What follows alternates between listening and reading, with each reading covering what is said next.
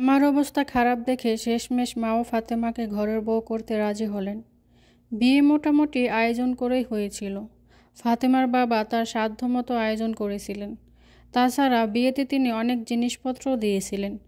কিন্তু আমার মায়ের লোভটা বরাবরই বেশিই ছিল। বিয়ের বছর দুইয়ের মাথায় আমার প্রথম কন্যা সন্তান ফাতেহার জন্ম হয়। তা নিয়েও মায়ের সেই কে চিল্লাপাল্লা, কেন মেয়ে হলো। ফাতেমার উপর তার অত্যাচারের মাত্রা দ্বিগুণ হলো। এক পর্যায়ে ফাতেমা আর সহ্য করতে পারল না। প্রতিটা মানুষের সহ্যের একটা সীমা থাকে। ফাতেমাকে যদি আমি সাপোর্ট করতাম তাহলে হয়তো কিছুটা সহ্য করতে পারত, কিন্তু ওর ওপর হওয়া শত অত্যাচার দেখেও আমি সবসময় নীরব ভূমিকা পালন করতাম। আসলে মায়ের ওপর কিছু বলার সাহস ছিল না। মায়ের অত্যাচার নিতে পারলেও আমার নীরবতা নিতে পারল না। 3 বছরে আমাদের সংসার ভেঙে গেল। আদালতে আমার মেয়ে ফাতেহার দায়িত্ব পেল ফাতেমা। তিনি মোটা অঙ্কের টাকা যৌতুক নিতে চেয়েছিলেন, তবে আমার কারণে তা পারেনি।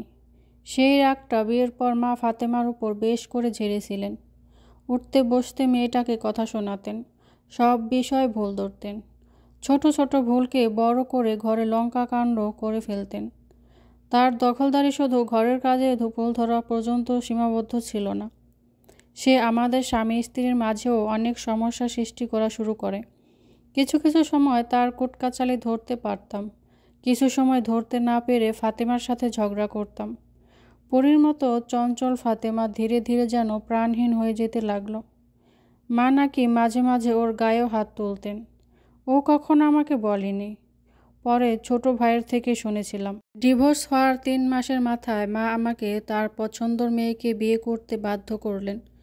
তার 3 মাস পর শুনলাম ফাতেমারও বিয়ে হয়েছে। আমার মেয়ে ফাতেহাকে নাকি ফাতেমার বর আপন করে নিয়েছে। আমি আমার মেয়েকে আনতে চাইলাম। আমার মা বললেন, একসাথে দুটো আপদ বিদে হয়েছে, ভালোই হয়েছে, ওই মেয়েকে এই বাড়িতে আনতে হবে না। তারপরও বাবার মন তো তাই মানছিল না। মেয়ে আনতে ফাতেমার কাছে গেলাম।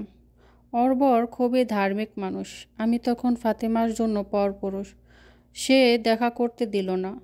তবে আড়াল থেকে ফাতেমা বলেছিল, ফাতেহা আপনার মেয়ে, আপনি চাইলে ওকে নিতে পারেন, তবে একটা কথা দিতে হবে, আপনার মা এবং আপনার দ্বিতীয় স্ত্রী আমার মেয়েকে কোনো রকম কষ্ট দিতে পারবে না।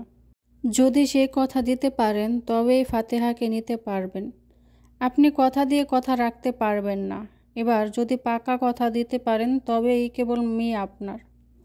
আমার গল্পটি আপনাদের কাছে কেমন লেগেছে অবশ্যই কমেন্ট করে জানাবেন। ফুল ভিডিওটার সঙ্গে থাকার জন্য আপনাদেরকে অসংখ্য ধন্যবাদ।